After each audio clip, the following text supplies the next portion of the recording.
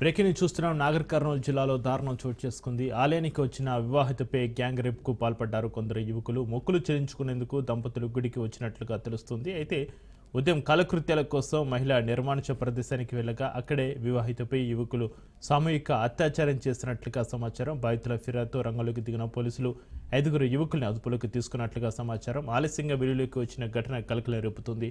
ఉరవకొండపేట ఆంజనేయ స్వామి ఆలయ సమీపంలో ఈ ఘటన జరిగింది.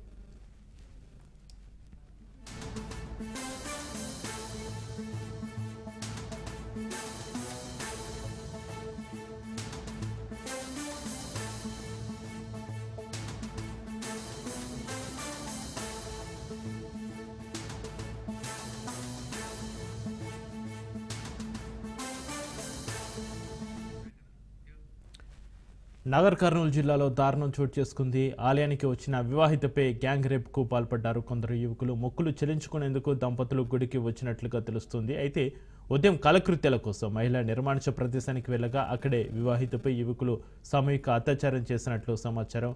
బాధితుల ఫిర్యాదుతో రంగంలోకి దిగిన పోలీసులు 5 యువకుల్ని అదుపులోకి తీసుకున్నట్లుగా సమాచారం. ఆలస్యంగా వెలుగులోకి వచ్చిన ఘటన కలకలం రేపుతుంది. ఉరవకొండ ఆంజనేయ స్వామి ఆలయ సమీపంలో ఈ ఘటన జరిగింది.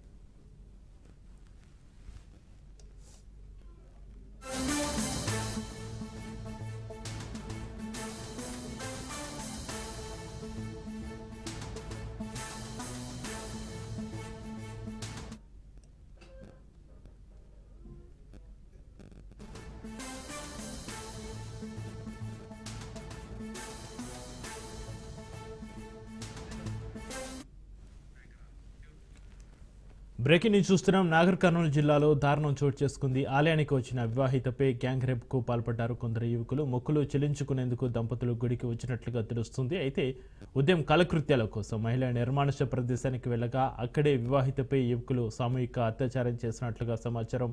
బాధితుల ఫిర్యాదుతో రంగంలోకి దిగిన పోలీసులు 5 యువకుల్ని అదుపులోకి తీసుకున్నట్లుగా తెలుస్తుంది. ఆలస్యంగా వీడియోకి వచ్చిన ఘటన కలకలం రేపుతుంది.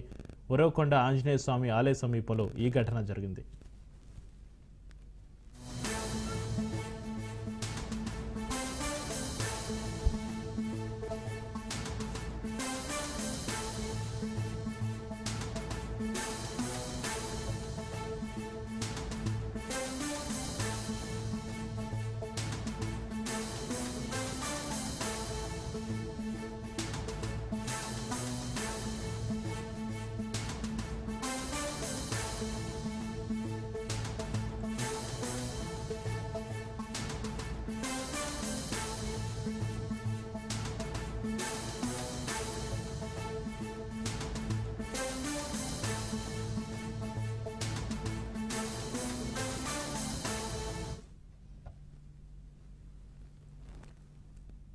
బ్రేకింగ్ న్యూస్ చూస్తున్నాం.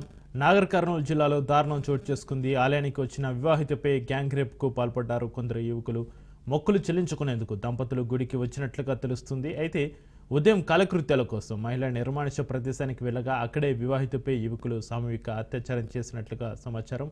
బాధితుల ఫిర్యాదుతో రంగంలోకి దిగిన పోలీసులు 5 యువకుల్ని అదుపులోకి తీసుకున్నట్లుగా సమాచారం. ఆలస్యంగా వెలుగులోకి వచ్చిన ఘటన కలకలం రేపుతుంది.